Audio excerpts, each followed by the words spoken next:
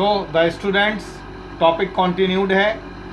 Topic था capacitance of a parallel plate capacitor with dielectric slab between the plates. Continued चल रहा है। ये मैंने फार्मूला ड्राइव किया था पिछली क्लास में।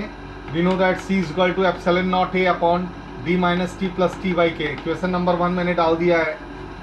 यहाँ पर suppose since dielectric constant K is greater than 1 है, then the effective distance between the plates becomes less than D। D से क्या होगा? कम होगा। So the capacitance क्या होगा? इस पोजीशन में बढ़ जाएगा। क्या होगा? कैपेसिटेंस कैपेसिटर का इंक्रीज कर जाएगा। स्पेशल केस में आइए, मान लीजिए कि वो डाइलेक्ट्रिक स्लैब इस तरीके से है कि वो पूरे स्थान को फिल कर ले रहा है कैपेसिटर के, यानी कहीं से भी उसमें एयर या वैक्यूम नहीं है। If the dielectric slab fills the whole space between the plates, then तब क्या होगा उस पोजीशन में? then T equal to D हो जाएगा। और जब T इक्वल टू D हो जाएगा तो आप T की जगह इस फॉर्मूले में D प्लेस कर दीजिए इस फॉर्मूले में, तो T की जगह ये D आ गया, प्लस T की जगह फिर D आ गया अपॉन K। इसी में रखते जाइए, ये कैंसिल आउट हो गया तो ये फॉर्मूला मिल गया हमको। केस नंबर 2 पे आइए, इसी फॉर्मूले से रिलेटेड है sir. If there is a vacuum in the whole space, अगर वैक्यूम है तो T तो होगा ही नहीं, यानी डाइलेक्ट्रिक स्लैब ही नहीं है, इसका मतलब ये तो T 0 हो जाएगा। यहाँ तो 0 बाई K क्या होगा? 0, यानी ये केवल बन जाएगा epsilon not A upon D minus T। Epsilon not A upon D। अच्छा, T तो चूंकि 0 है ना, तो यहाँ भी 0 कर दिया, यहाँ भी 0 का, तो केवल D आ गया, यानी epsilon not A upon D ये आ गया। अब आइए केस नंबर 3 पर। If there is a slab of metal K equal to, जिसका डाइलेक्ट्रिक कांस्टेंट क्या हो? इन्फिनिटी हो, तो अब यहाँ अगर K की जगह हम इन्फिनिटी रखेंगे, इन्फिनिटी से किसी चीज को डिवाइड करते हैं तो ये डिपार्टमेंट 0 बन जाएगा, यानी epsilon not A upon D minus T हो जाएगा। देखिए ये हो जा रहा है, epsilon not A upon D minus T, ये हो गया। ओके, फोर्थ केस में आइए, मान लीजिए कि कई डाइलेक्ट्रिक स्लैब्स रखे हैं और जिनका डाइलेक्ट्रिक कांस्टेंट अलग अलग है, K1 K2 K3, सब एक दूसरे से सटे हुए कैपेसिटर के बीच में फिलअप है और सबकी थिकनेस भी अलग अलग है, T1 T2 T3। ओके, तब क्या होगा? तब इफेक्टिव कैपेसिटेंस यानी टोटल कैपेसिटेंस क्या होगा? Epsilon not A D minus, और ये T की जगह सबकी थिकनेस आ जाएगी जितने भी स्लैब्स थे, T1 plus T2 plus T3 and so on, plus, और यहाँ T बाई K आता है तो क्योंकि कई एक सारे हैं तो T1 upon K1 plus T2 upon K2 and so on. ये पूरा का सम D के बराबर होता है, D equal to T1 plus T2 plus T3।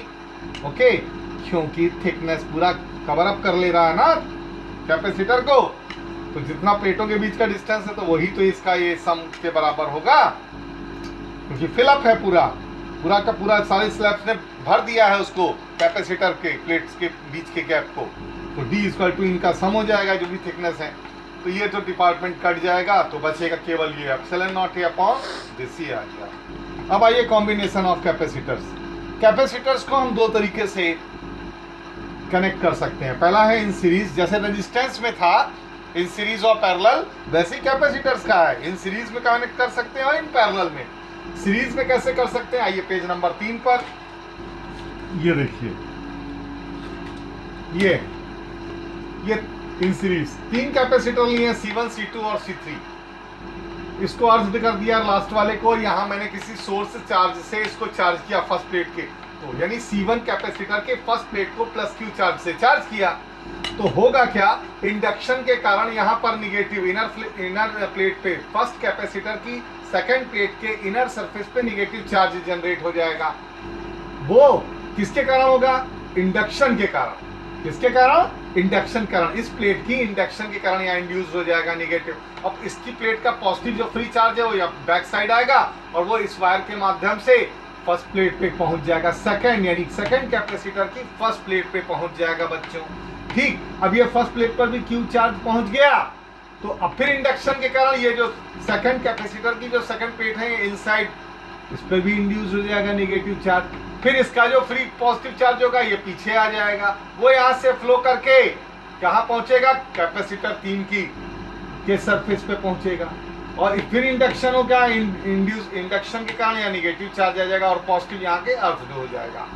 मान लीजिए यानी कि सीरीज कॉम्बिनेशन में सभी प्लेटों पर चार्ज इक्वल होता है।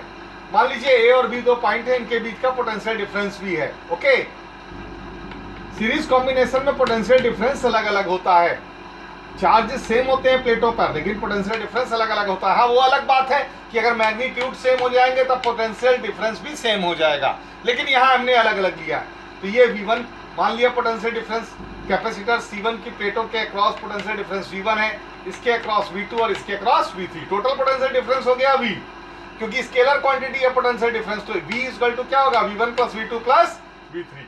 ये मैंने वही जो एक्सप्लेनेशन दिया है, नोट्स बताया है, ये पूरा नोट कर लीजिएगा। ओके, अब तो हम करेंगे क्या अगले स्टेप में, V की जगह क्या रखेंगे, V1 plus V2 plus V3। आइए पेज नंबर 4 पर आइए, फॉर्मुला डेरिवेशन। तो पहले वाले के लिए V1 है ना पोटेंशियल डिफरेंस, चार्ज Q दिया था, कैपेसिटेंस उसका C1 है, तो V1 equal to Q upon C1। Second capacitor के लिए ये आई है, पोटेंशियल डिफरेंस उसकी प्लेटों के बीच में V2 है, तो V2 equal to Q2 upon C2। और ऐसे ही थर्ड वाले के लिए टोटल पोटेंशियल डिफरेंस है V के across V1 plus V2 plus V3। ये V1 V2 V3 की वैल्यू यहां से प्लेस कर दीजिए। अब मान लीजिए इसको एक नंबर डाल दीजिए। अब मान लीजिए कि इन तीनों कैपेसिटर को हम हटा देते हैं, रिप्लेस करके एक सिंगल कैपेसिटर ले आते हैं और उसको उतना ही चार्ज देते हैं जितना कि हमने C1 को दिया था। और इतना चार्ज देने के बाद अगर उसमें पोटेंशियल डिफरेंस कितना जनरेट हो जाता है उसकी प्लेटों के बीच में V, तो वो तीनों के इक्विवेलेंट माना जाएगा। इसलिए लिखा है, if in place of all the three capacitors only one capacitor is placed between A and B such that on giving charges Q the potential difference, ये PD का मतलब होता है potential difference between its plate is V, then it will be an equivalent capacitor। यानी इन तीन को हटा के एक सिंगल कैपेसिटर लगा दिया गया जिसका की कैपेसिटेंस उन तीन के सम के बराबर है। ओके, यानी therefore V is equal to Q by C। 2 number तीनों को हटा कर ये कर दिया, तो V is equal to Q by C। Equate कर दीजिए 1 और 2 को, V और V को इक्वेट किया तो Q by C है, Q कॉमन निकाल के यहाँ से कैंसिल आउट कीजिए, 1 upon C equal to 1 upon C1 plus 1 upon C2 plus 1 upon C3। ये सीरीज कॉम्बिनेशन का रिजल्टेंट आ गया, ध्यान रखिएगा। थैंक यू, कल पढ़ाऊंगा आपको पैरेलल कॉम्बिनेशन।